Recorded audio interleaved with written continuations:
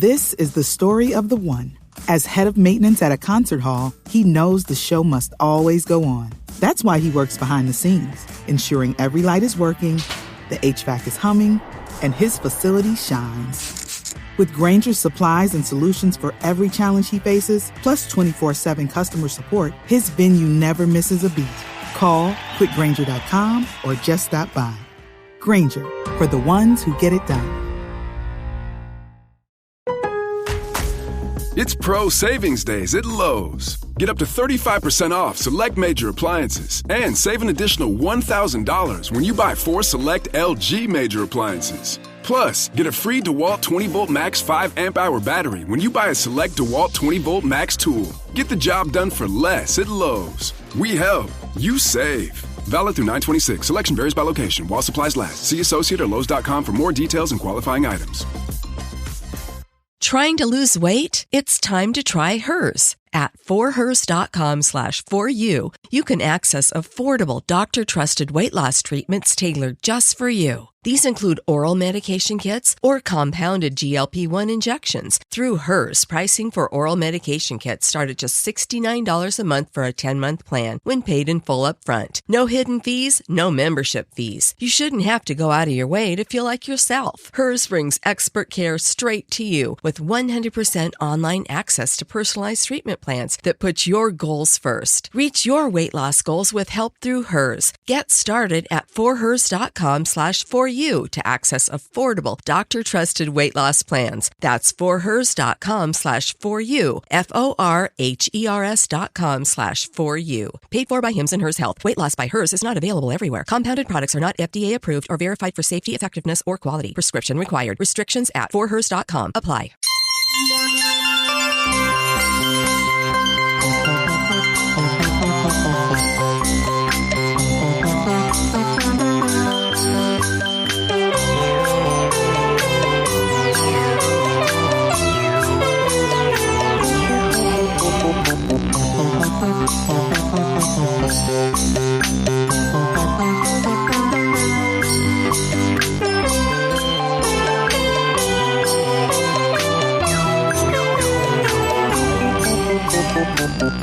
Welcome to Rankin Bass, an offhanded joke that became a short-lived podcast. I'm your host, Mike White. Joining me is an elf who wants to be a dentist, Chris Dashew. Yes, yes, I am an elf again. Now oh my god, now we're going back in time again.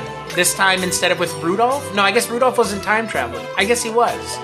He was, at least in the Happy Shiny New Year. Shiny New Year, he did That's time true, traveling. yeah. So we're time traveling once again. I'm a time traveling elf. Also, along for the ride is the snow miser himself, Richard Haddam. Oh, no. I'm a Mexican monkey. Oh, boy, what, like, what even happened? Like, who's I don't even know. Like, I genuinely am confused by the choices in this film. Oh, I'm not at all. This is the era. This is when it's like, okay, we need a colorful cast of characters. So you go to, it's like, all right, oh, he's a monkey with sombrero, and he kind of sounds like, Speedy Gonzales. Speedy Gonzales. He's a Latin lover. Sounds like he sounds like one of the birds from the Tiki Room. Yes. Yeah, or the birds from the Tiki Room, or someone with the Jamaican, or whatever. When it was sort of like, well, that's, and it's like it's a small world after all. It's a pastiche. It really is. Let's grab things from various cultures. It's all well-meaning. It was not, I'm sure, meant in a derogatory way to make the monkey Mexican, but we'll get to that. On this podcast, we discuss the works of Arthur Rankin Jr. and Jules Bass, specifically some of their stop motion and animation work. On this episode, we are looking at one of the earlier entries in the Rankin and Bass catalog, 1965's Willy McBean and His Magic Machine. We've already had some people complain that we are too woke on this show by pointing out how some of the jokes and themes of the past wouldn't play today, and if you're afraid... I know it was a thing for us on Kolchak, and I wouldn't be surprised if it was on this as well. If you're afraid of us, if you're afraid of us poking holes in your precious Rankin Bass specials, you may want to turn off the podcast now because the word problematic was made for Willy McBean, and we are here to ruin your childhood. Wow. Yeah, Willy McBean. Willy McBean. Where do we want to start with Willy McBean? I guess we should talk about the plot of this thing. Yeah. About little Willy I have a question. And the Mexican monkey Pablo. Yes. Before we definitely should cover the plot because we could probably set it up pretty quick. But here's what I couldn't quite nail down on Wikipedia, IMDb. I was trying to get the chronology of this and Rudolph because I didn't realize this was so early and that Rudolph, I mean, these are just 1 year, 64, 65, but I couldn't tell which was made first, which aired first, do you guys know? I mean, this does have the 65 date, but it feels earlier. It feels much earlier than Rudolph, but at the same time, this sucker is stretched out to an hour and 34 minutes, and I don't think Rudolph clocks in at a full hour. Right. Yeah. This was for feature release, clearly, and Rudolph was for TV for an hour-long slot. So yeah. This came out after. This came out a year after. Rudolph was 64. This was 65. Okay. All right. I mean, the way I look at Rudolph is Rudolph's almost like a proof of concept for something like this, where it's like because look, Rudolph, like Mike just mentioned, Rudolph's not an hour long, and the way I look at this is a further building out of the ideas of Rudolph in that they take their own creativity as opposed to I guess Rudolph is a original idea, but in so much as like Santa Claus is not an original idea and neither are the reindeers. This is a wholly original idea. And I feel like Rudolph's kind of a proof of concept to be like, look, we could do almost feature length. Now we're doing, feature length and it can be done. And this was definitely the brainchild of Arthur Rankin Jr. because he, it's like I'm looking for a familiar name. I'm like, where's Romeo Muller? Where's, and then finally it's just suddenly written, produced, and directed by Arthur Rankin Jr. And Bass was listed as a producer. He was in there somewhere. But this is clearly, it's like Arthur Rankin is grabbing the reins. And so I was like, oh, okay, let's see where this goes. Yeah, because pretty there's not familiar a lot of stuff, though. There's not, but it's familiar, but yet it's unfamiliar in that there's like very few people who are Rankin and Bass alumnus who are in this. That's how early this is. There's Billy May Richards. Billy May, but there's no Paul Frees. No Paul Frees, but Larry Mann and Alfred Scott are both in there as well. That's true. Yeah, so it's almost the cast of Rudolph. It is. It really is. I mean, for me, that was kind of the joy. I mean, after hearing the Willy McBean's voice and going, oh Jesus, that literally is Rudolph's voice. 100%. And then it's having like a really positive association with it. So I'm like, okay, well now I like this character until I'm going to have to be given a lot of evidence not to love this character. And you continue to love that character as the protagonist. The monkey is voiced by the guy who did the voice of Hermie, the dentist. Right. And who also does another voice in here because there was another character where I was just like, that is Hermie's voice. Oh, and like more of the Hermie voice. Right. Because that guy, like those voices, like the monkey does not sound like Hermie. Not at all. No. Separate characterizations. And then Yukon Cornelius, Larry Mann plays Professor Rotten, who's the antagonist. Which also sounds very much like Yukon Cornelius. Oh yeah, 100%. Right. Though he looks like the main character, and we'll talk about this in October, looks like the Boris Karloff character a little bit, except for that crazy nose that he has in here, but the way that the hair is and everything, and just the hair on this character, and when he goes crazy, it feels very rough. It doesn't feel as finished as a Rudolph to me. Looks like the scientist from the beginning of Robot Chicken to me. Oh yeah, I can see that. Right? Lowe's knows how to help make your home holiday ready for less. Get Select Style Selections vinyl flooring for just $1.99 per square foot and have it installed before the festivities begin. Our team can help you every step of the way. See a Lowe's Red Vest associate or visit Lowe's.com/holiday install to get started. Lowe's, we help, you save. Basic install only. Date restrictions apply. Subject to availability. Installed by independent contractors. See associate for details. Contiguous U.S. only. Have you ever wanted to dive deeper into the horror movies you love? Beyond the Blood is a horror podcast for fans who want more than just surface-level screams. We do deep dives into the movies that shaped us, digging into director commentaries, behind-the-scenes stories, deleted scenes, and the special features that most people skip. Each episode is a love letter to the genre. We break down how these films were made, the creative risks that paid off or didn't, and the lasting impact they've had on the genre as a whole. From 70s slashers to modern nightmares, we celebrate the craft, chaos, and characters that keep us coming back. If you're the kind of fan who rewatches movies with the commentary on, or you simply grew up in the video store horror aisle, the Beyond the Blood podcast was made for you. New episodes every single week. Subscribe, and let's dig deep. Welcome to the Beyond the Blood podcast. That's kind of what it looks like to me. It's the design of the characters is interesting. This is interesting. It's not good. It's not a good movie, but it's at least it's not, I don't know, at least it's original. Yeah. So what's the plot? Let's quickly run it down. Good question, Richard. What is the plot? So I would say that Professor Von Rotten, he is creating a machine so he can time travel, so he can go back and do all of the things in history that have already been done, but he wants to do them first so he can get credit for it. Right. And he has a very non-linear plan. He's got all of these dates that he wants to go to, but sometimes you're in 1492, sometimes you're in ancient Egypt times, sometimes you're in the Wild West, beating Buffalo Bill Cody. So it's just like he's all over the map. But his faithful monkey companion, well, he's not a faithful monkey companion. His monkey companion says, fuck this guy, and he escapes, and he eventually runs into Willy McBean, who luckily is a mathematical genius and can figure out these plans and just immediately builds the exact same time machine that Professor Von Rotten has, and now it is a race against time. I've mentioned the Voyagers so many times on this show and on Kolchak and other shows.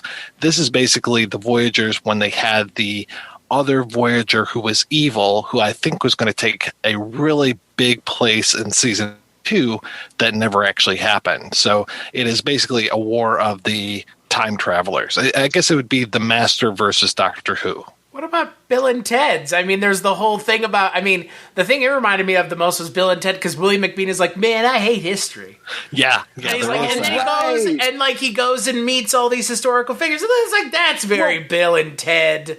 Like, he doesn't bring them back with him, but he's like, there's Buffalo Bill Cody, and there's problematic Christopher Columbus, the worst of the worst. Like, here are all these people. I mean, he didn't have to run into them, and he does. Right. So, but it's great because McBean's entire motivation for all of this, his only motivation is, I just read this history book, and if he does all this stuff, then I've either A, wasted my time, or B, I'll have to learn new stuff.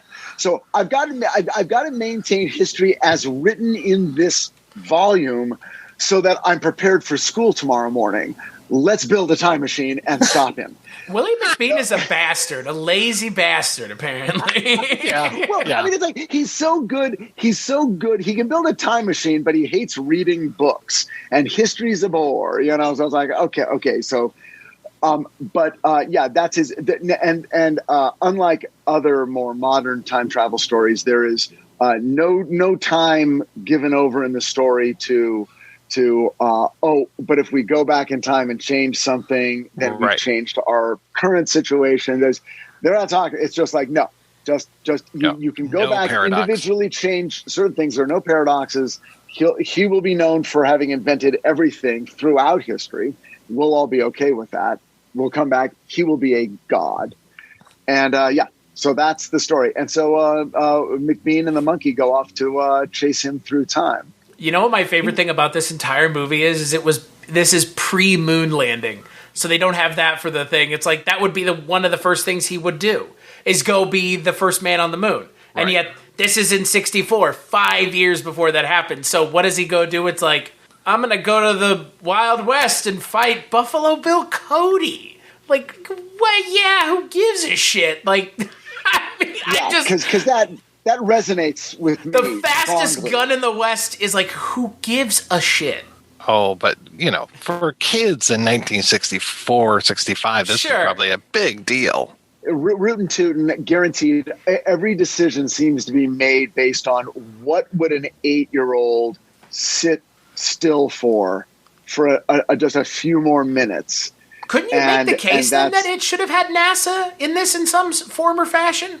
Wasn't that like 64? Wouldn't that have been like the swing of the space craze and everything? I'm gonna go back to a year ago and pilot the first satellite and beat the Russians. I don't know. I mean, I always got the sense that in the mid 60s. That's still. I think space was the future. That still felt that's fair. If he goes into the future, we'll be in outer space because that's the domain of tomorrow. Yeah, if they went into the future, it'd be that deleted scene from Time Bandits that we've never seen of them getting that rocket ship that they use at the end against the power of evil. Never seen Time Bandits. Oh, wow. This also, we mentioned... It just leaves it at that. We mentioned what are you going to say? Yeah. I know. Go see it. Yeah. We mentioned Rudolph's Shiny New Year, which has a lot of this time travel kind of stuff. It also reminded me a little bit of the one Easter Bunny thing where they were going through.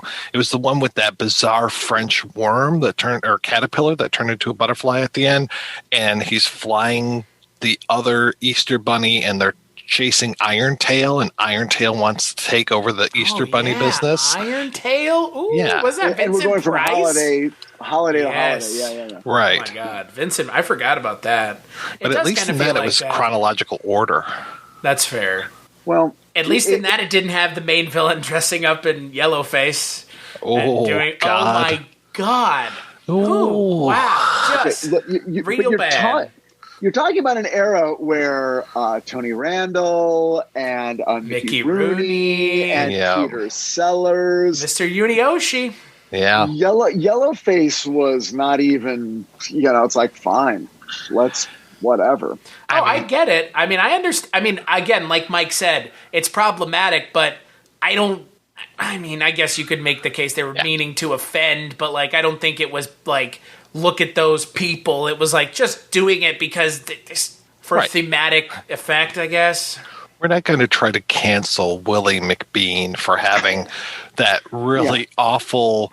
I mean, they've got stereotypes of Mexican people, of Native Americans in the Buffalo Bill Cody section, of Italians. The Italians don't get off easy. Let me tell you. Hey, my name is Christopher Columbus. Where's the freaking gabagoo? Like, what the fuck is going on? The fact that Columbus was not like throwing pizza dough in the air throughout his entire when he spoke, he just spit out marinara sauce instead of spit. It's like my mama's spaghetti. Hello, this is Chris Haskell from They Live by Film. For those that don't know us, Adam, Zach, and I, we built a podcast over the last 2 years that's a combination of film discussion from 3 very different perspectives, as well as industry interviews with the leaders in boutique Blu-ray and 4K community. We started with Deaf Crocodile, but over time we've been lucky enough to speak with Arrow Video, Severin, Mondo Macabro, Vinegar Syndrome, Radiance, Indicator, most of the OCN partner labels. It's been a blast. You can find us wherever you podcast, and also actually recently as part of Someone's Favorite Production Podcast Network. We hope to see you online. Hello, my name is Kevin Tudor, and I'm one of the 3 hosts of Almost Major, a film podcast dissecting many major indie studios and the films they release. Every week, myself, Charlie Nash, and Bryden Doyle discuss overlooked, forgotten, or bona fide classic indie films via studio-specific miniseries. We've previously covered numerous films from Artisan Entertainment, Lionsgate Films, and New Line Cinema. Titles including The Blair Witch Project, American Psycho, Dogville, But I'm a Cheerleader, Saw, Requiem for a Dream, and Ringmaster, the Jerry Springer film. Anyways, we have a fun time every week, and we hope you will join us. Subscribe to Almost Major wherever you get your podcasts. Now proudly a part of the Someone's Favorite Productions Podcast Network. God.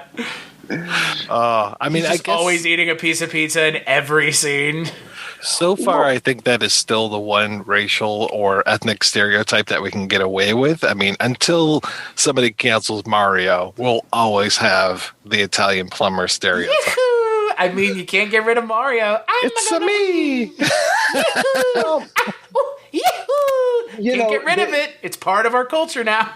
The saying always goes, or the argument always goes, well, hey, back in the day, blackface and all those, go back 100 years, this stuff was happening on every vaudeville stage. There was a horrible, like there were stock characters in vaudeville. The Marx Brothers were based on those stock characters. Harpo was the redheaded Irishman, and the mute thing was sort of a separate thing. Chico was, hey, I'm the Italian, Right. But that was those are just the ones we know. There were 10,000 more, and the argument always goes, and people didn't mind back then, but you know what they did, and there were huge protests from these communities saying, don't represent us that way. We are desperately trying to get a foothold in American culture, and you're not helping by making us look this way or that way, or we're drunks, or we're corrupt, or we're stupid, or we're women chasers. Or we talk with our hands. We talk whatever it happens to be. I mean, there were people. There were Irish American groups that would go to vaudeville houses. Talk about a stereotype. They would bring the rotten fruit, and they would wait for people to perform Irish stereotypes, and then they would literally pelt them until they had to leave the stage. And people were like, "Fuck it, I don't want to get covered in garbage and get hit in the eye by a fucking chunk of onion. You know what? I don't have to do the Irish character anymore. That's fine. Would it have been too on the nose to pelt them with potatoes? Just asking. 100%. They probably did that too. I was desperately trying to avoid that, Chris, but okay. You Tomato, potato. We're going there for a second. But yet the people that get off light in this film are cavemen and the English. So, because the Knights of the Round Table are round, not square. Well, and the Egyptians really get a pass in this as well. I mean, they talk about their slave labor, but they don't really go into like, oh yeah, we're just using the Hebrews for this. Right. I wish Paul Frees had been the King Tut character, because it would have reminded me of the little drummer boy. Yes.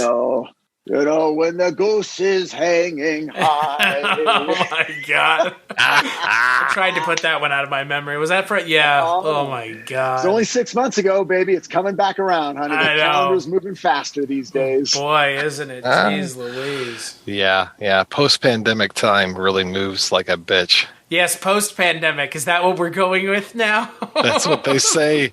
That's what they say, not counting Delta variant, and still the numbers are going back up. Are we post? No. I think we're pre-post? Pre again? Is it just back up, going back? Guys, it's going like the pyramids. It goes back down, and then there's another pyramid, and then there's another pyramid next to that one. I am telling you, if I do not have the Delta variant right now, it is not for lack of trying last night. I was in a fucking... What did you do? Petri dish of an incubator of a fucking... I was in a packed restaurant in Glendale, California. Great place, Carousel. It's Middle Eastern food, Mediterranean. Food of my people. I'm Lebanese. And... Richard. 6 weeks ago, the Haddam like clan, Ellen DeGeneres, Lebanese. Is Ellen DeGeneres Lebanese? Her and Rosie O'Donnell are Lebanese. Yeah, right. From She's what I Lebanese understand. Too. Yeah. The problem, I'm Lebanese on my dad's side. And then, Mike, you're such a bastard. Mike, I swear to God, he's never going to pick up on it. It's fine. Guys, do I have to make this joke show? Are you going to make the joke? Okay, I get it. They're both thespians. All right. You motherfuckers. So my point is this. The Haddam clan all gets together. 6 weeks ago, we're like, hey, we're all vaccinated. Everything's great now. Let's go out to dinner now that we can. Richard, I thought we agreed you stop using racially charged imagery on this podcast. The Haddam clan. Jesus again, Richard. Look. We saddled up and put on our...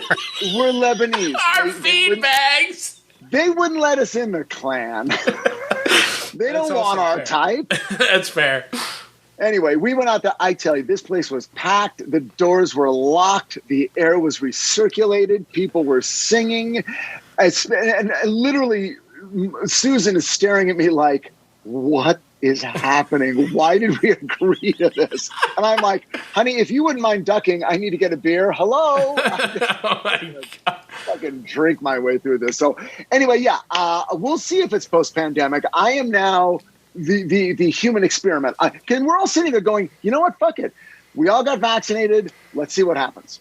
You know, maybe we'll get sick, but we won't die. I mean, now's the time. Let's trust science. We got the vaccine. Let's now go be human beings. So we'll see what's going to happen, guys. We'll see what's going to happen. Well, if you had a time machine and you do get sick, you probably wish you could go back in time to fix it. Like Professor Von Rotten. Rasputin, Way to take it nonetheless. back. Rasputin, nonetheless. What a great name. Yeah, and they steered away from, saving Anastasia and the Bolshevik Revolution, all that kind of stuff. They picked some very safe stuff, even if it was racially charged at times. Willy McBean grabbing the gun out of the Russian soldier's hand and not letting him shoot Anastasia. Yeah, that's the movie I wanted to see. Christ.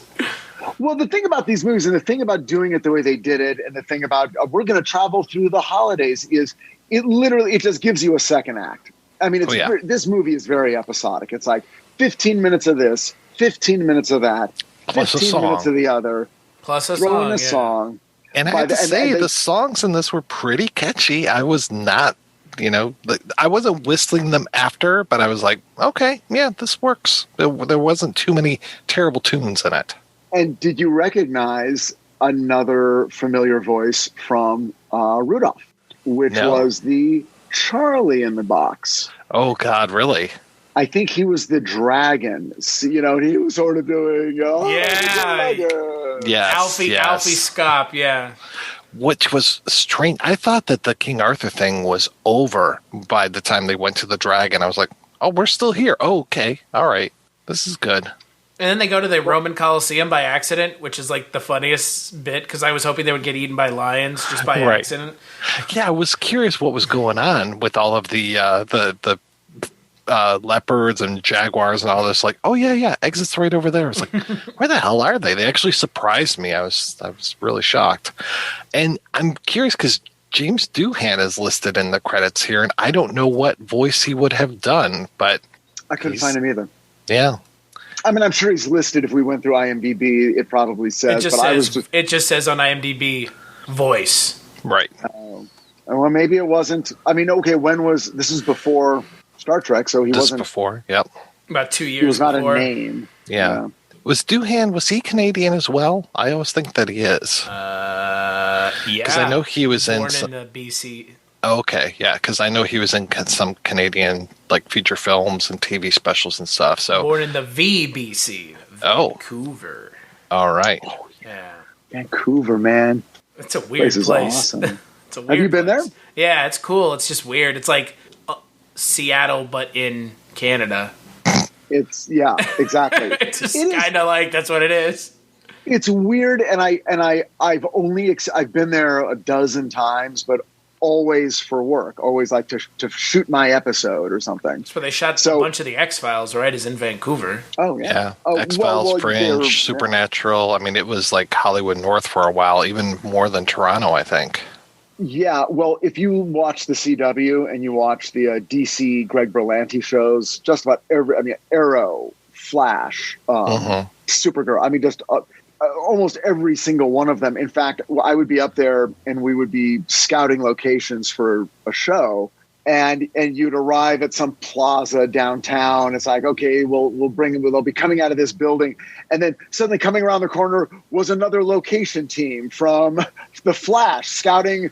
Oh, we're scouting over here. Oh, hey guys, how you doing? And you just pass other crews scouting locations. It's out there all day long. And then you watch. Then when you've been there a few times, you watch these shows, and you're like, oh, pause right there. Pause. Okay, go back. All right. Okay, see that street corner? Okay, see that brown building right there?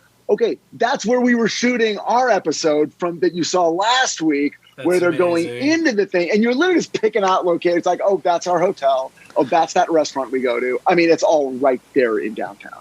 It was really weird. I watched that Jolt, the new movie that's on Amazon Prime today, and man, I wish that they had scouted locations, because the main set in that movie is a set, like it's a street set, and I'm just like, okay, there's nothing to the left or right. If I were to go down the street and turn the corner, there's nothing there. There's just that block, a little bit of that block, and these 2 blocks, and you never go 5 feet back from it. It is always, the camera is limited in what position it can go to, because it was so set bound.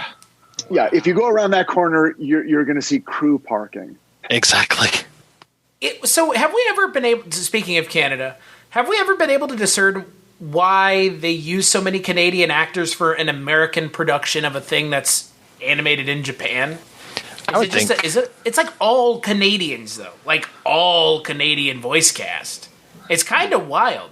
Billy May Richards, Paul Soles, Alfie Scott, Paul Kligman, Bunny Cowan, James Doohan, Larry Mann, they're all Canadian. I would imagine it's a money thing. They're probably cheaper to hire. They probably recorded the voices in Canada. Yeah, I mean, I remember I was talking to my friend Tim of Freaked, a while back, and he was like, "Yeah, don't forget to give the Canadians credit on your show." Because I mean, it's right. I mean, the biggest names in the Rudolph show, which is ostensibly the most famous of all these Rankin and Bass ones, they're all here and they're all Canadian. Well, what about well, I guess it was later that they started bringing in, Ethel Merman and Keenan Wynn and, Burl Ives. Burl Ives was in Rudolph, but he was like the only one. Yeah. But it was around this time, too, that they were doing the Smokey the Bandit thing with James Cagney. So they were doing that stuff concurrently with this. I want to say the Smokey the Bear thing was either 66 or 65. It was pretty early in the chronology. You're talking about the cartoon that they did? Magic thing. You cut out there, do what? I said it was an animagic thing. But it was a cartoon, right? It was stop motion. Oh, the Smokey the Bear. There's a Smokey the Bear Rankin and Bass cartoon, though. Oh, really? Well, this is the Ballad of Smokey the Bear from 66. Oh, okay. Yeah, so they did a cartoon called... where is it? Hold on, I can tell you because I pulled it up. The Smokey the Bear Show from 69 to 71.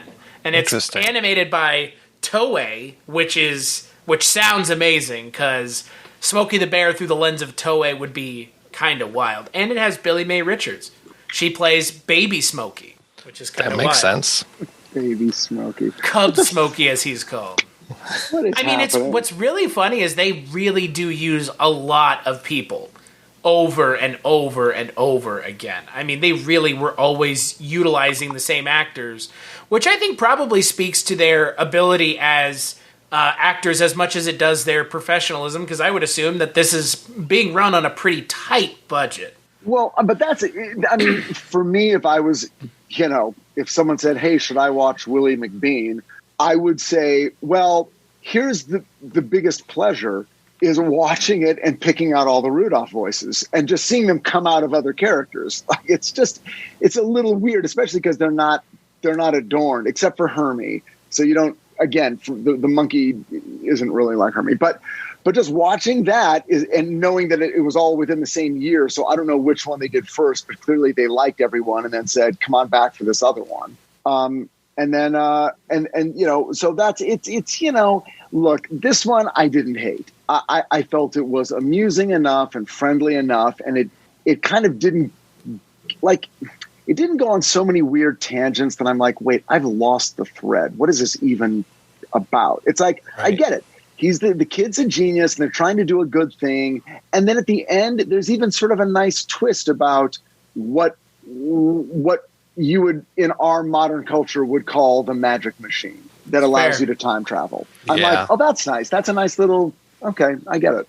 And it's a little Peabody and Mr. Sherman. I mean, right? Oh, yeah. I mean, that's nice. Really what this is, ultimately. A boy and his pet or, animal friend going on a time-traveling adventure. There's a little less of a science spin here, but it's kind of the same thing. Yeah, I mean, on the one hand, you have, a glasses-wearing beagle. On the other one, you have a horny monkey. They're almost exactly the same. Yeah, boy, is he horny. Yes. You would happily travel with either. I would want to travel with the horny monkey. Yeah, I'd rather have my boy Sherman.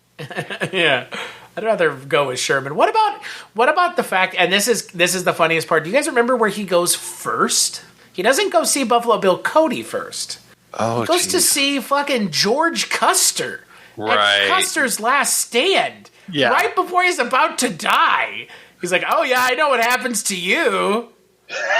Adios. Adios, dickhead. Like, what the fuck was that all about? Yeah. That was an odd choice. You know, I also noticed they don't go back to kill Hitler. That's true. I'm going to go back in time and be the worst man that's ever lived. Actually, that would be amazing if he's like, I'm going to go back and kill Hitler and then do everything Hitler did and I'll get the credit. And then the other people have to go and they don't kill Hitler. They have to kill Rasputin von Rotten. Sounds very Twilight Zone 85. I was going to say, how has no one made this already? Like a script of a movie where someone goes back in time and just takes Hitler's place and tries to do it better than him, and another group of people are tasked in going back in time to stop him. That would be a kind of an interesting movie, wouldn't it? I'm going to be the best Hitler ever. Of course, yeah, right. Hitler was very bad, but I'm going to be good. Why not take the job of Hitler? Why not? According to that book, Hitler did some good things. That's what he said. He said. They said he said. Allegedly, Your Honor. Allegedly. Objection. Hearsay. Overruled. Pablo the Spanish monkey. As just a simple Spanish speaking monkey, I rest my case. Your Honor, I don't understand the complexities of your court. I'm just a simple Spanish monkey. I want to know the onus behind this. Like, whose idea was like, okay, we have a monkey, but he's got to have like a sombrero on. Like, what? That's what makes it fun. Yeah, I mean, sure. I mean, I agree. It's what makes it different. It's like, well, but think about it within the context of the show itself. Okay, Von Rotten is a genius. He teaches a monkey to speak, but he goes out of his way to teach the monkey to speak English with an accent that is not even his accent. Well, how fucked up is that? Well, did he buy or get the monkey from some sort of Spanish area? You know, like I mean, of course we know about all of the monkeys in, Alamogordo and I was about to say the Sevilla monkeys. Yes, the Sevilla monkeys, of course. The most famous of all monkeys, the Sevilla monkeys. I got the discount monkey from Mexico, and this is the best I could do. Yeah, it wasn't a monkey at all. It was a rat. Oh, there's that urban legend right there. Oh, man. We finally got it. There's the fucking... Oh, my God. It does for me just feel very Tiki Room pastiche of the 60s. Again, I don't think the Tiki Room is meant to be offensive either. It's just... No. The way I put it is that it hasn't aged well. That's it. Right. And things change and tastes change, and that's okay. And there are people who get upset because they're like at Disneyland, they're gonna change the Jungle Cruise because, to make it more woke or whatever. And it's like, here's the deal. Like, I'm not going to, like you said earlier, Mike, cancel Willy McBean because it wasn't made according to standards that we would be striving for in 2021. I mean, half of the, Warner Brothers Bugs Bunny cartoons, there's some Three Stooges shorts. There's all kinds of, the Song of the South. There's all kinds of things that my feeling is don't bury them. Don't, pull them off the market. Go ahead and include them in collections, but then include a modern day commentary that says, during World War II, there were a lot of cartoons with some really horrible, fucked up representations of Japanese people. That's what was going on. That's, this is why it was done the way it was done. There was a lot of shit done during World War II that was fucked up, in terms of Japanese Americans. So it's like, just let's talk about it. Let's talk about it. Let's talk about it. Let's not decide, no, we're never going to, because that feels like you're going in the exact wrong direction. It's just like, yeah, things were different and now they are different again based on these reasons. Hey, if there's a group of people that says, hey, we're a part of this country and we would like to be represented in media in a different way, then a respectful way, possibly one might say. Mm-hmm. Yeah, and then you either have the balls to hear that, and you have sort of the emotional latitude to go, yeah, that's fine. I'm not threatened by that. Of course, sure. Does that make you more comfortable? Of course. Or you go, what are you talking about? How dare you call me a racist? And it's like, well, I wasn't until just now. Until you got so defensive about not being a racist. Are you suggesting we teach critical race theory to our children? I'm suggesting you listen to people like a generous human being and go, I get it. Your experience might have been different than mine in a million different ways based on race, religion, sex, gender, identity, a million things, and open up your ears and listen and go, oh, that's interesting. Now maybe I can understand someone else's point of view. We're not all living on the same timeline, but we all intersect at moments together. I mean, Richard and Mike and I lead, very, very different lives outside of podcasting, the three of us. We all are completely different, but yet we come here at the same point to sit and talk together. And like Richard said, it's important to be able to listen. Because, again, I don't find this to be offensive any more than y'all do. I just find it, it is what it is. That's the way it was. It's not like a statue of a Confederate, general in a square. That's different than this. That's a different kind of question. This is not history erasing. This is just, like you said, Richard, you need to give it some context because that's the way things were, unfortunately. Right. And it wasn't, and again, I mean, I will make this argument. It's not like, oh, well, the monkey is a stupid, thieving, dishonest character, so let's give him a Mexican accent. Like, that was not what they were doing. For comedic effect because of the way it says things.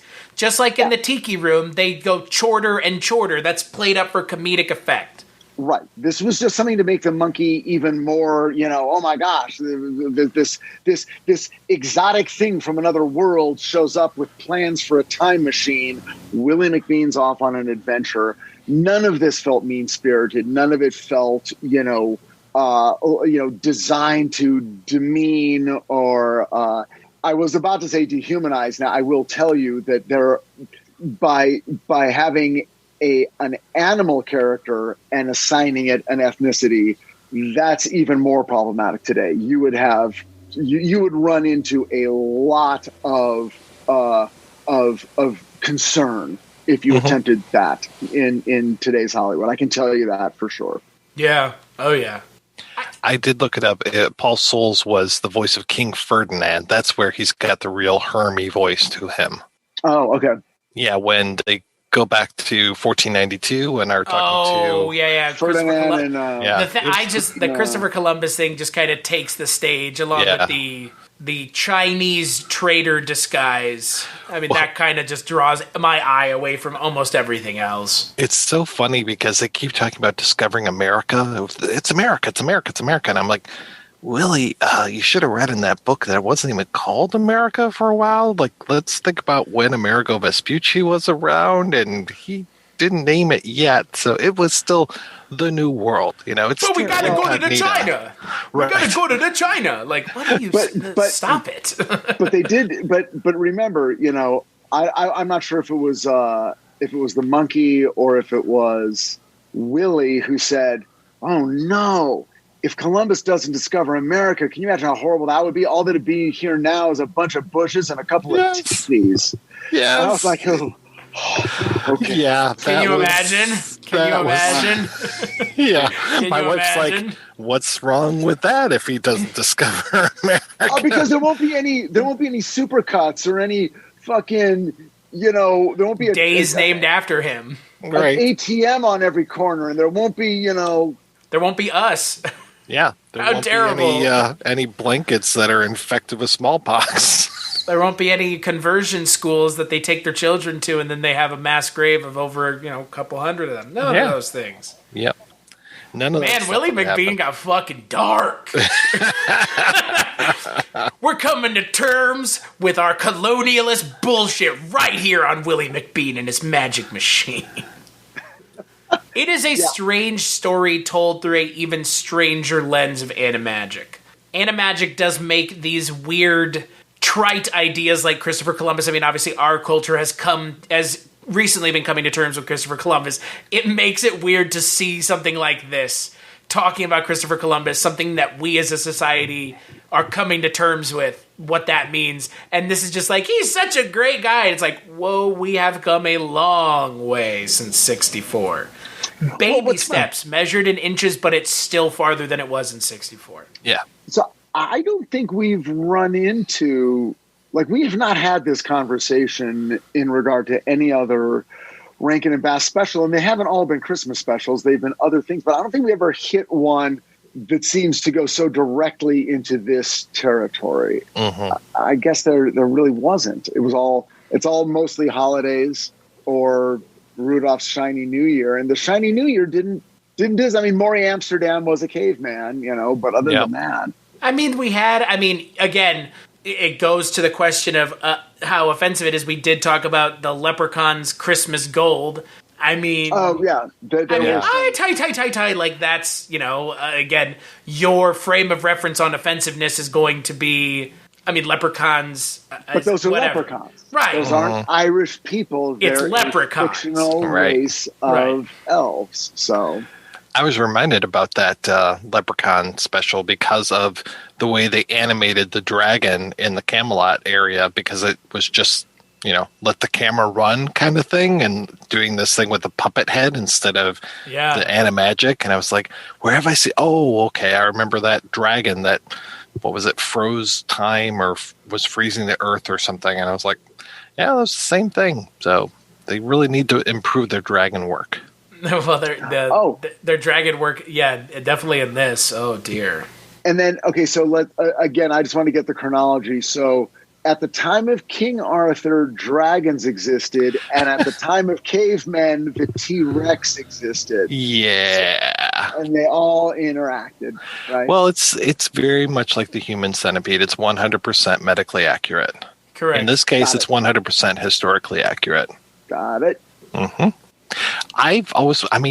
This is going to sound really stupid, guys, but was King Arthur a real person? Because this whole thing with like the talking sword and dragons and all this kind of stuff, I mean, is there a kernel of truth, or is it 100% bullshit? There are scholars who believe that he is based off of a real person, but I mean, again, the reality of who he was is probably less interesting than the fiction that we get. But that normally is always the case with legendary or figures like that. Okay. The stories about Arthur are not framed as in the distant, misty, corridors of time, right? It's not a long time ago in a galaxy far, far away. It's always sort of talked about as, okay, during this actual period in history, there was a place you didn't know about, and here are those stories. Is that it? Oh, okay. Yeah, I mean, it's normally... I'm trying to remember. It's like 12th century, 11th century writers, right? I mean, Arthur is seemingly invented in the 12th century, but again, I'm sure, like everything else, King Arthur to me is like Dracula. It is a creation based in... real. I mean, because Vlad Tepes is a real person, but he wasn't a fucking vampire. He did drink blood, but that was for reasons that could be scientifically proven a good thing if you believe it, But King Arthur's kind of the same way. Look, you drink blood once. Suddenly everyone's calling you a vampire. Written on the bathroom walls, and pretty soon you're getting calls. Hey, I hear you drink blood. Yeah. What's up with that? But yeah, King Arthur I don't think is a real person. He's as real as Dracula is. Let's put it that way. Right, but it's about an actual existing period in the more or less current history of the people writing it. Right. Yeah.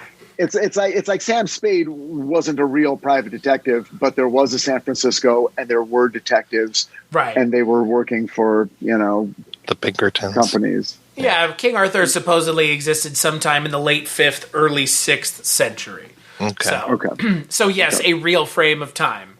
But no dragons, though. Unless Guy Ritchie makes a movie about it, I won't believe anything. Oh my god, that movie is... I saw that movie in theaters. With, what was that guy's name? Charlie Hunnam. Humdrum is usually how I pronounce it. Charlie Humdrum Hunnam, yeah. He's... he was in Sons of Anarchy. I don't know why I saw that movie. I think just because. It wasn't good. Don't go watch it. This is better. This is better. I would actually probably watch this again just for some of the songs. So what's better, Willy McBean or Fast and Furious 9? I haven't seen Fast and Furious 9. I was more in tune with Willy McBean, I think. Though Willy McBean, his relationship with his mother isn't nearly as important as Dominic's relationship with his family. Right. And to Chris's point, at least in F9, they go to outer space. That's true. Which is better, Willy McBean or Deliverance? That's a real question. Well, does Willy McBean talk about toxic masculinity enough or not? Which has a more offensive local cultural representation? Somehow Deliverance. This movie does. Somehow this movie is more offensive to more people than Deliverance is. No one ever they told cast the a monkey, wide net with Willy McBean. Yeah. The monkey didn't have a pretty mouth. No. But man, they to your point though, Mike, they really do cover like all the bases. I like these kinds of stories. And I like these kind of time travel-y, grab bag, weird stories. I do like this kind of story. Well, and I'm glad too that at some point Von Rotten realizes it's that same kid. That kid has been messing my shit up this whole time, and just like, because I was afraid, like after the first 2 or 3 times, he doesn't get it, and then finally he's like, "It's that same damn kid." Get him. It's Willy the kid. Willy the kid. Well, I got to say that I really didn't trust Von Rotten, even up to and including the end. I'm like, why am I harboring this deep, deep distrust? And I think it's because nothing really happened to him textually within the story that made me understand why he would change, other than, well, I don't want to be here in caveman times forever, so I'll fucking say anything to get back. And then it wasn't until like literally the final seconds of the movie that I was sort of like, okay, maybe he's okay. Well, in the version that shows up, I guess he does, because there's the teacher who looks like him from the back, and then he actually comes into the classroom. But I agree with you, because there's that moment of, oh my gosh, I repent kind of thing. And then it's like, well, there's that weird thing where he's like, well, you hold on to this belt and I will use the time machine and then you will follow me or something. And I'm like, trust him? You trust him? Totally I know. Thought, exactly, God, right? You are about so to be abandoned in cavemen times. I totally have fun in hell, Willy. Have fun being a fossil, Willy McBean. Right. Your history. Your history. That's where it is. Then you see like Dr. Von Rotten in 1970. He goes to where Willy McBean was. He just sees his skeleton. He's like, got little monkey skeleton next to it. He has it in his office, back behind his desk. He's just sitting there like, what should I do now? Willy McBean and the little monkey are fossilized forever. Right. I would watch that. We found this strange fossil of this. It looks like a simian and a Homo sapien, but he's much more advanced than any of these troglodytes that are here. How did this happen? Yes, how strange. How strange indeed. Now we're getting into Planet of the Apes. Right. Ape history, human history, intermingling. Is that Baby Milo? That's the baby doll that Cornelius finds in the dig. There's a baby doll, and right next to it a time machine. Right. Wait, what about that doll?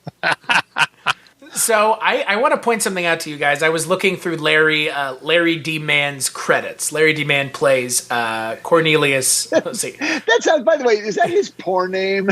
I know. Larry D. Mann. He's the man. He was best known as the boss in a series of Bell Canada television commercials. So there's your answer, Richard. I mean, he is a very familiar face. He's been in Columbo and Hogan's Heroes. I just finally watched The Sting last night, and he showed up as I think a train conductor or something. I'm just like, okay, so this guy is everywhere, and you don't realize that it's him doing the voice because he doesn't speak like you got Cornelius in day-to-day acting roles. But he was apparently in a series of theatrical cartoons produced for and released or were released by United Artists called Tijuana Toads. Oh, which get this shit. I will not make this up. Do you want to know who re-released it in 2016? Our good friends at Kino Lorber. What are they up to? What is Kino Lorber doing? They're just releasing cartoons about Poncho and Toro who live in Tijuana and eat flies together. All right. I mean, I would watch that. Yeah. That's pretty much the fucking Bud Light frogs, isn't it? Yeah. They are pursued by a giant crane played by Larry D. Mann, and that crane is named Crazy Legs Crane. My nickname in college. But yeah, Larry D. Mann, I guess he did a lot of stuff in front of the camera, but also a lot of voice acting. A lot of it. And a lot of it for Rankin and Bass. I mean, I was looking up, trying to find some of these other earlier things, because I think we should probably stick on this tack for a little bit. And he was, I think, the Tin Man in their Return to Oz from '64. So I'm going to posit that we do that sometime before the end of the year. Wow. Why does it feel like every time we do one of these, there's more movies? Are they going back in time and seeding the past with more products so this will never, ever, ever end? Richard, if anyone is convinced that Richard is being serious, just remember he is so full of shit. Richard loves doing this so much so that if Richard had the time machine, he's the one going back in time to create those things. I went back in time from 10 years from now to create all of these podcasts so that we can just hang out. Yeah. I was like, Richard, hey guys, how about we talk about Rankin and Bass? Rankin on Bass. Podcasts did not exist until I went back in time and created them. Did you invent Joe Rogan? No, but that was the inevitable outcome of the creation of the podcast. I can't control every single thing. I just do these sort of primary events, and then they play out however they're going to play out. That's the let's go back in time and kill Hitler of this whole scenario. Is that what you're saying? Go back and kill Joe Rogan. This is the let's go back in time and kill the guy who just killed Hitler, right? Because he wants to be a better Hitler. He's filling the vacuum of Hitler. Right. But then they would send someone back in time to kill the person who killed the person who killed the person. Because they're always going to assume that's just the gag. Is the person who kills Hitler, then that person gets killed, and they all get killed because the assumption is they're all trying to fill the vacuum. Richard, the real question I have is when are we going to do the Jackson 5 Rankin and Bass cartoon? Whoa. What? Yeah, there's a Jackson 5 cartoon that Rankin and Bass produced. Wow. Let's do it right now. Let's pause, watch it, and come right back. Let's not even shut down the Zoom. I got to see this thing now. What about the Osmonds? It's a watch party. What about the Osmonds? That's another cartoon. Wow. I didn't know this. I remember the Jackson 5 cartoon existing, but I don't remember the Osmonds cartoon existing. I remember both of those, but I didn't know they were Rankin and Bass. Can you imagine? Did they do like an animated music video for Crazy Horses? What's Crazy Horse? Oh, it's a fantastic song by the Osmonds. I mean, it's actually a really good song. Check it out. I don't remember any Osmond family songs necessarily. I remember Jackson 5 songs, obviously, and I remember Partridge Family songs.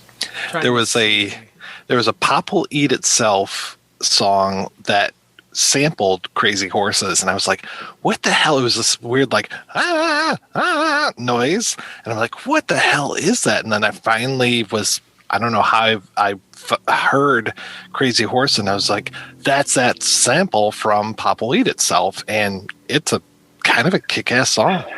We got to check this out. The series also featured a talking dog. They're talking pet Fuji. I'm so glad, because I was thinking of the dog from the Archies when you brought them up. I was like, ooh, I hope there's an animal in it. Marie Osmond is not in the show, and the song One Bad Apple is the opening and closing credits. Oh, wow. And like the Jackson 5 cartoon, it does have a laugh track. Oh, good. But unlike the Jackson 5 cartoon, it is voiced by the Osmonds. Oh. Paul Frees plays the Jackson 5's producer. Oh, wow. Come here, boys. Let's Now see here, boys.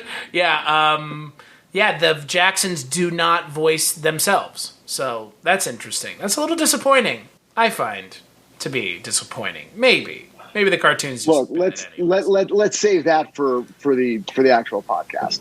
It's true. So what are we doing on the next episode, Mike? I think on the next episode we should talk about The Daydreamer, which is their 1966 adaptation of, well, let's say it's a very loose adaptation of the life of Hans Christian Andersen, which I didn't realize until the last scene that was what was going on. No, you did not. Are you serious? I'm 100% serious. I felt very stupid. Yeah. Was that a Chris moment for you? 100%. Where it's like when we talk on the Dreams Herself podcast, you're like, I knew this twist was coming. I'm just like, what? I did not. How could that be? Yes.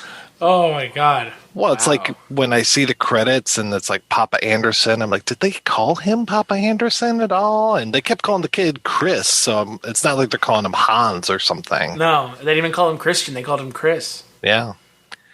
Well, everybody, thanks so much for tuning in. I want to thank Abby Stabby for our artwork, as well as the Great Octopus for our theme music. Definitely be sure to subscribe to us on your favorite podcast platform. Yes, we will be back to talk about The Daydreamer. In the meantime, Richard, what is going on in your world, sir? Titans Season 3 coming up August 12th on HBO Max. Seasons 1 and 2 currently airing on HBO Max and on TBS. So check them out. I've been flailing away at season 3 for a year and a half. We're still in post on the final episodes, but the early ones, the first 3 drop on August 12th, and then we play through the fall. So check it out. Titans in Gotham, baby. And Chris, how about yourself? You can find me at cstatue.com. That's where I have all the stuff I work on. Richard's on the Culture Cast. I'm on Mike's show. Mike's on my show. Mike and I do a show about Barney Miller. There's all kinds of stuff. Too much and stuff I'm on that show, and I was on Mike's show. So that's true, It's all in the family. But yeah, that's where you can find me, cstatue.com. What about you, Mike? What's going on at the Projection Booth Podcast? Well, in August, Chris is going to be on twice. We are going to be talking about African films throughout the month of August. So if you want to talk about problematic, here you go. 2 white guys talking about African movies. Yep. God, you're so fucking woke, man. So woke.